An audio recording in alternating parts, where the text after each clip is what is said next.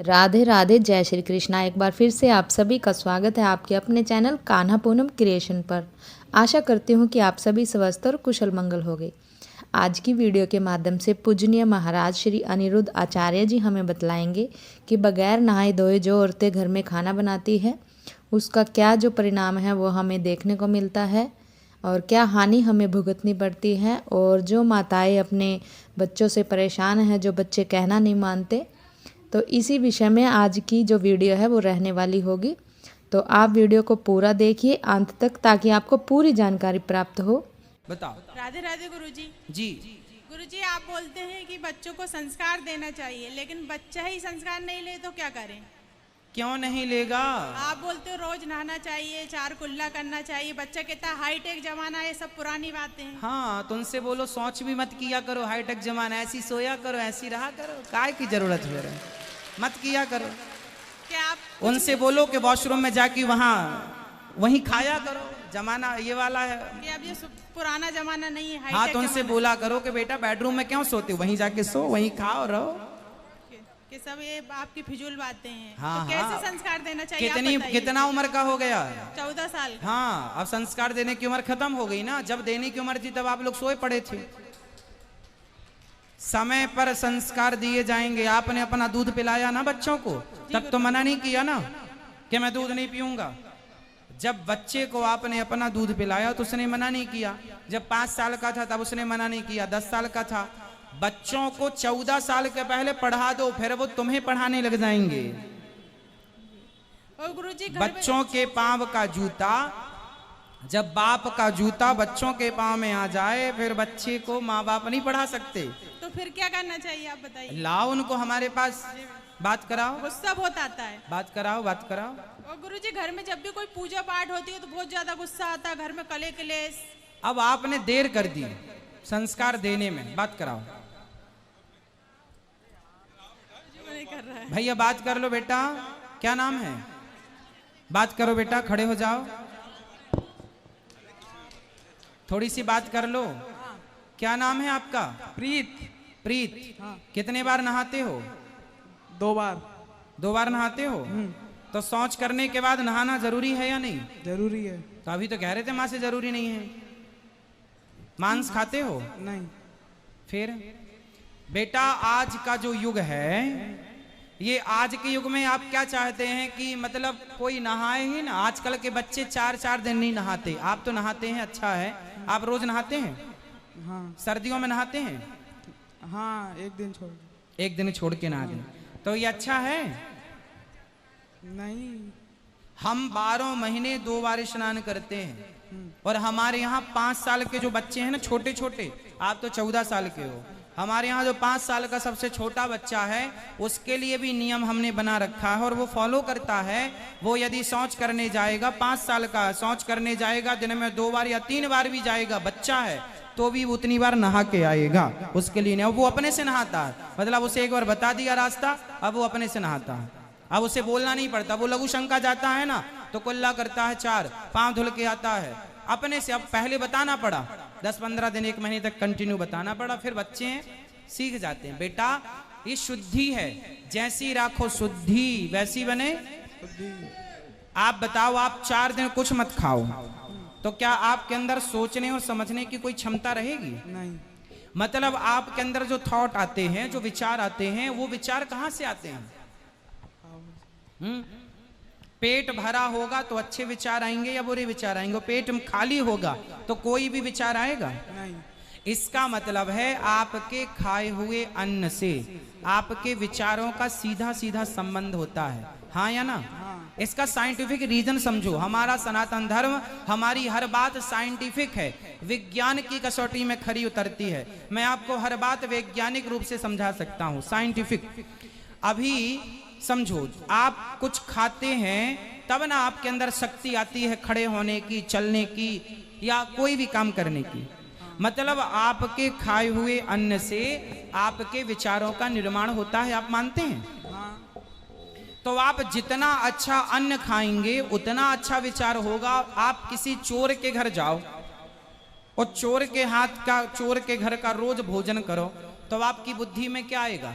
चोरी। हाँ, फिर आपका मन करेगा चोरी करने का। आप किसी साधु के घर की रोटी खाओ तो आपका मन अपने आप साधु हो जाएगा, पवित्र हो जाएगा। मतलब जैसा खाए अन्न वैसा रहे बेटा। भी तो आप बच्चे हैं, जब आप किसी बच्चे के बाप बन जाओगे तो आप भी अपने बच्चों को ये सिखाओगे कि बेटा जैसा खाओगे अन्न वैसा रहेगा मन। ये परंपरागत है। आज आप बच्चे हो, नहीं समझ रहे हो, जब कल आप भी बड़े होंगे तो आप ही अपने बच्चों को समझाएंगे कि बेटा जो कह रहा हूं समझ लो, वो तुम्हारे हित में है। अभी आप बच्चे हो बेटा, अच्छे राह पर चलो। हम ये थोड़ी कहते हैं कि आप तरक्की ना करो, खूब पैसा कमाओ, खूब नाम कमाओ, खूब इज्जत कमाओ। लेकिन आज ये बताओ कि आप जैसे पढ़े लिखे बच्चे आजकल पढ़ने लिखने के नाम पर ये पढ़े पूरी रात वारों में जाकर के डिस्को करते हैं। आजकल आपने देखा है बड़े बड़े शहरों में। तो ये सही है? नहीं। आप भी करोगे ऐसा? नहीं। क्यों? आप तो पढ़े लिखे हैं। नहीं, बुरी बात है। बुरी बात है ना। मतलब आज आप कहते हो कि महाराज जी मॉडलिंग जमाना है, आधुनिक जमाना, तो आधुनिकता के नाम पर कितना गलत हो रहा है आपको पता है?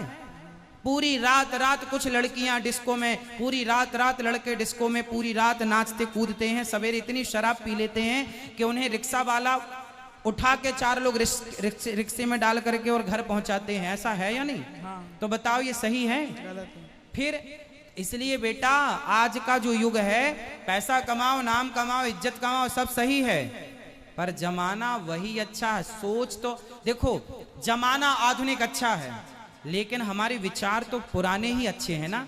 अब नए विचार तो ये हैं कि कम कपड़े पहन के घूमो, कम नए विचार तो ये हैं कि आप शराब पी रहे हैं। आप मतलब और लोग, आपको नहीं बोल रहे हैं, आपकी उम्र के लड़के शराब पी रहे हैं कि नहीं? हाँ, पी रहे हैं। आप पीते हो शराब? नहीं। क्यों नहीं पीते? बुरी बात है। तो आपकी उम्र के लड़के पीते हैं तो फिर वो कहेंगे वाह हम तो पढ़े लिखे हैं, आज के यूथ हैं, आज के युग में पी रहे हैं। फिर आप क्या कहोगे उनको? फिर आप भी पीने लगोगे उनकी संगति में कि मेरा दोस्त पीता है यार तो अच्छा ही पीता होगा। मतलब तुम्हारा बाप जो समझा रहा है वो गलत है और तुम्हारा दोस्त जो नालायक शराब पीने सिखा रहा है वो सही है। आधुनिकता ऐसी कैसी सही है कि वो शराबी बना दे तुम्हें, तो वो सही मान रहे हो और आपका बाप सही रास्ता बताए तो आप अपने बाप को गलत कह रहे हो। कौन सही है? आपका बाप सही है कि आपका दोस्त सही है? बाप। फिर इसलिए बेटा आप आधुनिक हैं, हम भी आधुनिक हैं, लेकिन आधुनिकता में अपने संस्कार खो देना कौन सी समझदारी है? समझदारी है? फिर समय से नहाओ, समय से नहानी तो है, जैसी राखो शुद्धि। आगे बोलो आप, जैसी राखे शुद्धि वैसी रहे बुद्धि। हाँ, शुद्धि से बुद्धि का निर्माण होता है, अन्न से मन का निर्माण होता है ना। अच्छी संगति से अच्छे विचारों का निर्माण हो। इसलिए अच्छी संगति करो।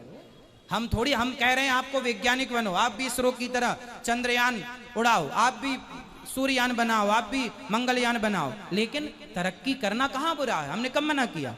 लेकिन आप तरक्की करने लग जाएं और अपने बाप माँ को, अरे तुम तो अनपढ़ हो, तुम तो कुछ नहीं हो, आप अपने माँ बाप को जलील करने लग जाएं, आप उनकी आज्ञा का उल्लंघन करने लग जाएं, तो आप पढ़े लिखे हैं, आप तरक्की कर रहे हैं, अच्छी बात है, लेकिन आप एक तरफ अपने माँ बाप को जलील कर रहे हैं, अपमानित कर रहे हैं। ये कैसी पढ़ाई लिखाई है? सही है? नहीं। पढ़ाई लिखाई का मतलब ये है कि आप अपने माँ बाप को जलील करें, अरे तुम तो मूर्ख हो माँ, कुछ नहीं आता तुम्हें, हम तो पढ़े लिखे हैं, आज के यूथ हैं, हम आज के युवा हैं, आज के दौर में जी रहे हैं, तुम क्या पुरानी बातों में लगी रहती हो? मतलब तुम्हारी माँ तुम्हें सही रास्ता बताए तो गलत है और तुम्हारे दोस्त गलत रास्ता बताएं तो सही है। क्या सही है क्या गलत है आप बताओ हमें, बताओ हम किस रास्ते में चलें? बताओ सही रास्ता। बताओ कौन सा सही रास्ता होता है? हम कितने बजे नहाए ये बताओ?